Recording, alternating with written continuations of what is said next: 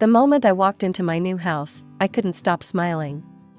Sure, it wasn't fancy, just a small 2-bedroom with outdated kitchen cabinets and carpet that had seen better days, but it was mine. After 14 years of throwing money away on rent, I finally had a place to call my own. Lucy's place, I said out loud, just to hear how it sounded. I'm Lucy Wilson, 32 years old, and as of today, a homeowner. I'd kept the whole thing secret from my family. Not because I didn't want to share my joy, but because I wanted to see their faces when I told them. Especially my parents, who'd been hinting for years that I should settle down like my younger sister Kate had. Kate, the golden child. At 29, she had the perfect husband, Mark, who worked in finance, and their adorable 3-year-old, Emma. They lived in a beautiful rental house in one of those neighborhoods with tree-lined streets and matching mailboxes. My parents practically worshipped the ground they walked on. I glanced at my watch.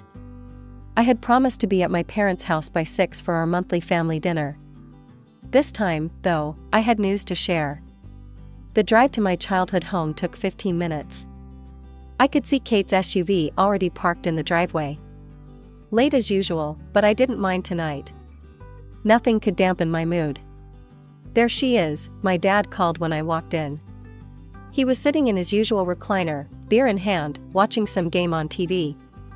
"Hi, Dad," I said, leaning down to kiss his cheek. Mom poked her head out from the kitchen. "Lucy, honey, we're almost ready." Kate brought her famous pasta salad. I headed to the kitchen, where Kate was arranging something on a serving dish. She looked up briefly. "Oh, hey, Lucy." Her attention immediately returned to her culinary masterpiece. "Need any help?" I offered. "No, I've got it under control," Kate replied, not looking up. "Mom, did you remember to chill the white wine?" "Of course, dear, the one you brought last time was so good. I bought 2 bottles," Mom said, beaming at Kate. I stood there, feeling invisible as usual. We all settled around the dining table. Kate dominated the conversation, going on about Mark's recent promotion at work. "They're giving him his own team now," she said proudly. "And a substantial raise. We're thinking of upgrading our house soon." My parents nodded approvingly. Mark looked uncomfortable but said nothing. "That's great," Mom said. "You deserve a bigger place, especially with Emma growing so fast." I saw my opening and took a deep breath. "Actually, I have some news too." Everyone looked at me with mild curiosity. "I bought a house," I said, unable to keep the excitement from my voice. "Got the keys today. It's not huge, but it's in a nice quiet neighborhood and—" The table fell silent. My dad's fork froze halfway to his mouth. Kate stared at me like I'd grown a second head. "You bought a house?" Mom finally said. "Why didn't you tell us you were looking?" "I wanted it to be a surprise," I explained, my smile fading a little at their reactions. Dad put his fork down. "Lucy, why would you make such a big decision without consulting us? Your sister needs housing more than you do." I blinked, confused. "What?" "Well, Kate and Mark are renting, and with Emma, they need more space," Mom explained, as if it were obvious. "You're just one person." My stomach dropped. I bought the house with my own money. I'd been saving for years. "Still," Dad said, shaking his head, "family helps family. You should have talked to us first." Kate pursed her lips. "So where is this house? What's it like?" "It's on Maple Street," I said, my voice stiff. "It's small but nice. You're all welcome to come see it tomorrow if you want." I wrote down my new address on a napkin and handed it to her. The rest of dinner passed in awkward conversation, with Kate going back to talking about Mark's promotion and their plans for the future. No one asked more about my house. As I drove home that night, the joy I'd felt earlier had dimmed. I'd expected congratulations, maybe even a toast. Instead, I'd gotten disapproval and the distinct feeling that I'd somehow done something wrong by buying myself a home. The next day, I spent the morning cleaning and preparing for my family's visit. I baked an apple pie, Mom's favorite, and made sure everything looked as nice as possible. At exactly 2 o'clock, the doorbell rang. Kate was the first one in, her critical eyes scanning everything. Mom and Dad followed, with Mark trailing behind, carrying Emma. "It's cozy," Mom said, which I knew was her polite way of saying small. "The kitchen is outdated," Kate commented, running her finger along the countertop. "I'm planning to renovate eventually," I said, trying to keep my voice upbeat. "I just need to save up a bit more." Kate pulled out her phone and started taking pictures. "Just want to look at everything carefully later," she explained with a smile that didn't reach her eyes. We toured the whole house, which didn't take long, admittedly. With each room, their expressions grew more satisfied, as if my modest home confirmed something they'd suspected. "Well," Dad said when we finished in the second bedroom, which I'd set up as a home office, "it's simple, but it'll do for you alone." "Thanks, Dad," I said flatly. "We should get going," Mom said, checking her watch. "Emma needs her nap." "But I made pie," I said. "Won't you stay for a slice?" "Maybe next time," Kate said, already herding everyone toward the door. "Emma gets cranky if she misses her nap schedule." And just like that, they left. No congratulations, no housewarming gift, not even a slice of the pie I'd baked specially for them. I stood in my living room after they left, looking around at my little house. It might not be as fancy as Kate's rental, but it was mine. And despite my family's reaction, I was proud of it. The next few weeks flew by as I threw myself into making my little house feel more like home. I couldn't afford a full renovation, but I managed to paint the walls a warm cream color, replace the worst of the carpeting with affordable laminate flooring, and update the kitchen hardware. I even found a cute second-hand dining table at a local thrift store that fit perfectly in my breakfast nook. I hadn't heard much from my family since their brief visit. Mom called once to check in, but the conversation was stiff, and she spent most of it talking about Kate and Emma. I didn't bring up the house again. November was ending, and with Christmas approaching, I had an idea. I'd host the family Christmas dinner at my place this year. It would be the perfect housewarming party too, and maybe once they saw how I'd fixed up the place, they'd be more supportive. I decided to bring it up at our next family dinner. Walking into my parents' house that evening, I felt optimistic and excited. Dinner was the usual affair, Kate dominating the conversation while my parents nodded along admiringly. I waited for a lull, then cleared my throat. "I've been thinking," I said, "Christmas is coming up next month, and I'd love to host it at my place this year. It could be a housewarming too." There was a brief silence, then Kate laughed. Not a polite chuckle, but a full, dismissive laugh. "No one's going to come to your place for Christmas," she said. "Everyone's coming to our house, like they always do." I stared at her. "What?" "But I haven't even hosted once." "It's not fair that you get to have it every year." Kate rolled her eyes. "Lucy, be realistic. Your house is tiny and uncomfortable. Mine is professionally decorated and has plenty of space." I looked to my parents for support, but Mom was nodding along with Kate. "Honey, Kate's house is much more suitable for entertaining," Mom said. "It's bigger, more comfortable, and frankly, Kate has better taste than you do." The words hit me like a slap. I sat there, stunned into silence, as they continued discussing Christmas plans as if I hadn't spoken at all. They decided on the menu, who would bring what, and even planned the seating arrangement, all for Kate's house. I couldn't bear it anymore. I pushed back my chair and stood up. No one tried to stop me, no one followed me to the door. I heard their conversation resume before I'd even left the dining room. The drive home was a blur. I kept hearing Mom's words, "Kate has better taste than you do." As if that was a reason to dismiss me, to ignore my wishes. When I got home, I walked through each room slowly, looking at everything I'd done. The freshly painted walls. The new curtains I'd sewn myself. The bathroom vanity I'd stripped and refinished. Sure, it wasn't professionally decorated like Kate's rental, but it was mine, created with my own hands and hard work. That's when I made a decision. I wouldn't back down. I deserved to host Christmas just as much as Kate did. I sat down at my computer, opened my social media page, and started typing. "Big news, everyone. I'm hosting Christmas at my new home this year. It'll be a housewarming party too, since many of you haven't seen my place yet. Food, drinks, and festive cheer provided. Just bring yourselves and your holiday spirit. Details to follow, but mark your calendars for December 25th at 2 p.m. I hit post before I could second guess myself. Within minutes, comments started appearing. "Congratulations on the new house, Lucy, can't wait to see it," wrote my cousin Jen. "I didn't know you bought a place, that's awesome news, count us in," replied my Uncle Dan and Aunt Melissa. "So proud of you, Lucy, first-time homeowner, we'll bring the wine," commented my college roommate Tara, who'd remained a close friend. The positive responses lifted my spirits. Maybe my immediate family didn't appreciate what I'd accomplished, but others did. I went to bed feeling vindicated. The next morning, my phone buzzed with a notification. Kate had made a new post. Curious, I opened it and felt my stomach drop. Christmas at our house this year.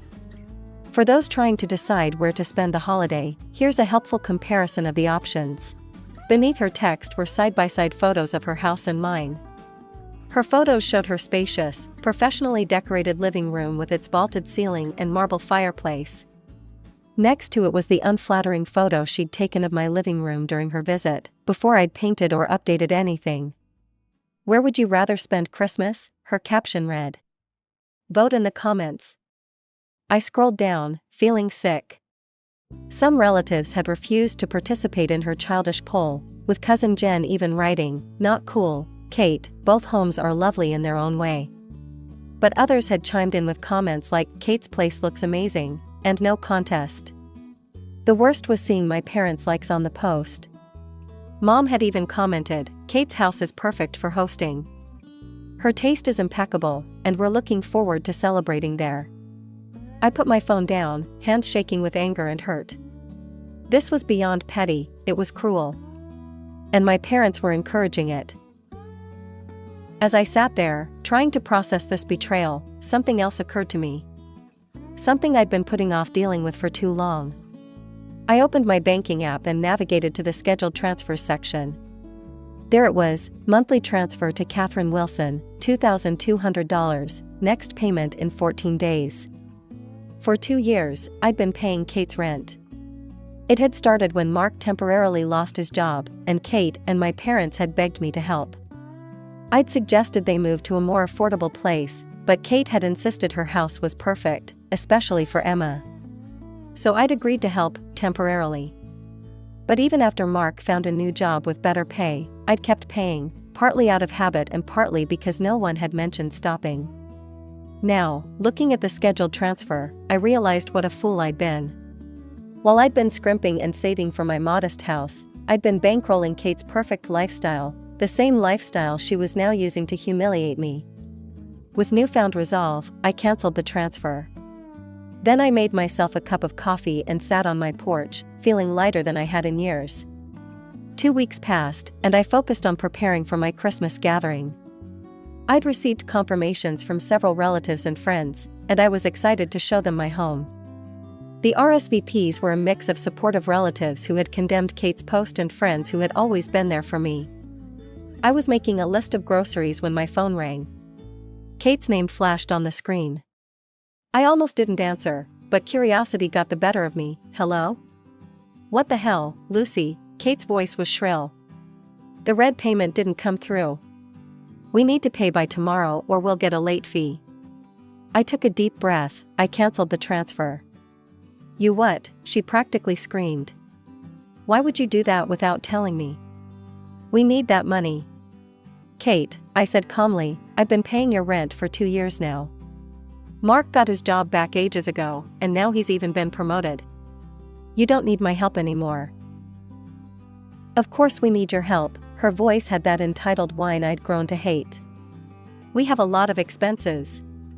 Emma's preschool, our car payments, and now we're planning this big Christmas party. We were counting on you." I laughed without humor. "Yeah, the Christmas party you're throwing to spite me. The one where you're showing off the house I've been paying for.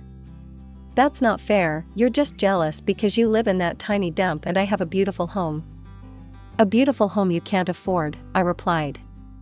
Look, Kate, I have my own mortgage now. I can't keep paying for your lifestyle, especially when you've made it clear where I stand with you.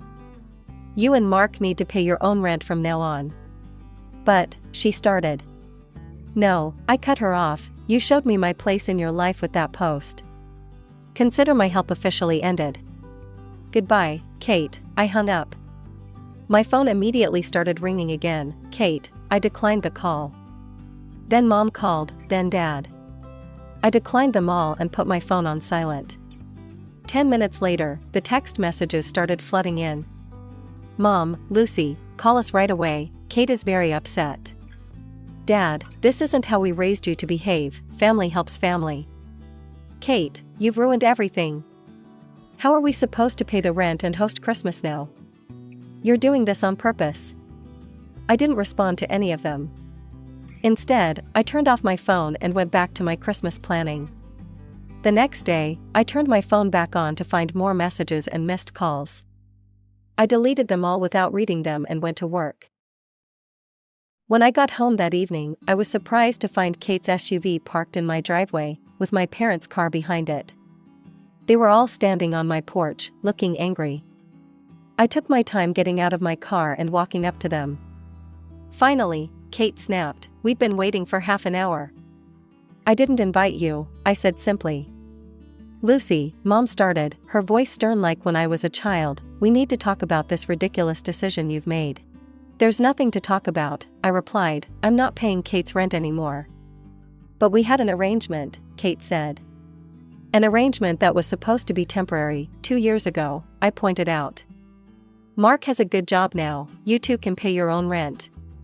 "We were counting on that money for the Christmas party," Kate insisted. "Now we'll have to cut back on everything." "Not my problem," I said, moving to unlock my door. Kate stepped in front of me. "You can't just walk away from your responsibilities like this." "My responsibilities?" I laughed. "Since when is it my responsibility to pay for your house?" "Since you agreed to help us," Dad interjected. "You can't just change your mind." "Actually, I can," I said firmly, "and I have." "Now please leave, I don't want to discuss this anymore." "Lucy, be reasonable," Mom pleaded. "Your sister needs that house, Emma loves it there. Can't you think about someone besides yourself for once?" That was rich, coming from them. I have been thinking about others, specifically Kate, for years. I've been paying her rent while saving for my own house. Now that I have a mortgage, I simply can't afford to keep subsidizing her lifestyle. That's all there is to it. Their shocked faces would have been comical if the situation weren't so sad. They truly believed they could bully me into continuing to pay Kate's rent, even after the way they'd treated me. "I think you should go now," I said, moving around Kate to my door. "I have things to do." I went inside and closed the door. Through the window, I could see them standing there, looking stunned. Eventually, they left, but not before Kate kicked one of my potted plants off the porch in anger. After they were gone, I picked up the plant, repotted it, and placed it back by my door. It was bruised but would survive, kind of like me. Over the next few days, I continued receiving angry messages and calls. I blocked their numbers. I needed space, and I wasn't going to let them ruin my Christmas plans. Cousin Jen called to tell me that Kate had canceled her Christmas party, saying they needed to use the money for rent instead. She was playing the victim, making it sound like I'd left them destitute. I just laughed. As Christmas approached, I bought decorations, planned my menu, and cleaned the house from top to bottom. A few relatives called to confirm they were coming to my place, including Uncle Dan and Aunt Melissa, who had always treated me with kindness. My friend Tara offered to come early to help me set up. The day before Christmas, I put up my tree, a modest 5-footer that fit perfectly in my living room corner. I placed the few wrapped gifts I'd bought for my guests underneath it and stepped back to admire the effect. My little house looked warm, inviting, and festive. Christmas Day arrived with a light dusting of snow that made my little house look like something from a greeting card. Tara showed up at noon, just as I was taking the turkey out of the oven to rest. "This place looks amazing, Lucy," she exclaimed, looking around at the decorations. I can't believe how much you've done with it in such a short time. Thanks, I said, giving her a quick hug. It's not fancy, but it's home. We spent the next hour putting final touches on the food and setting the table. By 2 o'clock, the first guests arrived, Uncle Dan and Aunt Melissa, bearing a bottle of wine and a small potted Christmas cactus. Housewarming gift, Aunt Melissa explained, handing me the plant. May it grow along with your happiness in this home. More relatives and friends trickled in until my modest living room was comfortably full of people chatting, laughing, and admiring my house. Everyone brought small gifts or dishes to share, and the atmosphere was warm and festive. No one mentioned Kate or my parents, though I caught a few sympathetic glances from those who knew about the situation. At 6 o'clock, just as we were about to sit down for dinner, my phone buzzed with a text. It was from Mom. Merry Christmas, Lucy, we miss you, please come over tonight for dessert. I stared at the message, conflicted. Part of me wanted to ignore it, but another part wondered if this was an olive branch. I texted back, Merry Christmas to you too. I'm sorry, but I'm not ready to see you, Dad, or Kate yet, maybe in the new year. I put my phone away and rejoined my guests. If Mom was upset by my response, she didn't text again. Dinner was a success, everyone raved about the food, and the conversation flowed easily. People moved about my small house comfortably, sitting on the new sofa I'd splurged on or gathering around the dining table. No one seemed to find the space inadequate or poorly decorated. You've done an amazing job with this place, Lucy, my cousin Jen said as she helped me clear plates after dessert. It really feels like a home. Thanks, I said, genuinely touched, that means a lot. After everyone had gone home and I was cleaning up the last few dishes, the doorbell rang. Thinking someone had forgotten something, I opened the door without checking who it was. A delivery man stood there with 4 wrapped packages. Delivery for Lucy Wilson, he said. I didn't order anything, I replied, confused. They're gifts, he explained, from the Wilson family. My parents and Kate. I looked at the tags and confirmed my suspicion. I can't accept these, I said, please return them to the senders. The delivery man looked uncomfortable. Ma'am, I'm just doing my job. I understand, I said, but I'm refusing the delivery. Please take them back. After a brief argument, he finally left with the packages still in hand. I didn't know what was in those boxes, and I didn't want to know. Accepting gifts now felt like giving in, like saying everything was okay when it wasn't. The next morning, I woke up feeling lighter than I had in years. My house was quiet but still held the warmth of yesterday's gathering. I made coffee and sat in my living room, admiring my Christmas tree and thinking about the past few months. Buying this house had revealed so much about my family dynamic that I'd been blind to before. The way they dismissed my achievements, the way they expected me to sacrifice for Kate without acknowledgement, the way I was always an afterthought in their plans. Breaking free from that pattern had been painful but necessary. For the first time in my adult life, I felt like I was living for myself, not just existing to support others' dreams. 2 months passed. Winter began to soften into early spring. I heard through the family grapevine that Kate and Mark were looking for a cheaper apartment. Apparently, she'd had to take a part-time job at a local boutique to help pay the rent on their house. Mom had called a few times, leaving voicemails that alternated between guilt-tripping and tentative attempts at reconciliation. I wasn't ready to respond yet.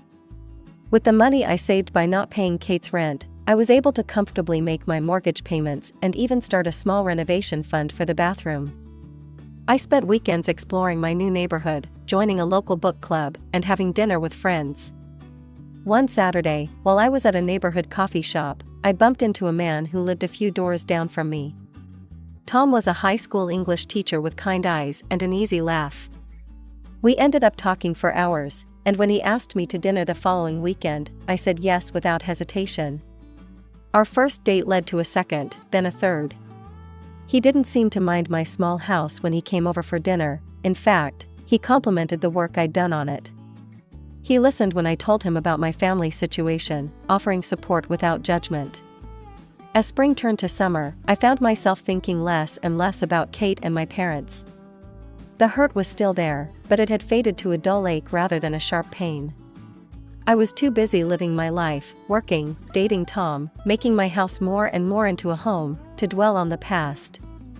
Sometimes, as I sat on my front porch in the evening, watching the sunset with Tom beside me, I would think about next Christmas. Maybe by then, I'd be ready to reach out to my family again, maybe not. Either way, I knew I'd be okay. My little house had given me more than just a place to live. It had given me the strength to stand up for myself, to recognize my own worth, and to build a life that was truly mine. No mortgage payment could ever be too high for that kind of freedom.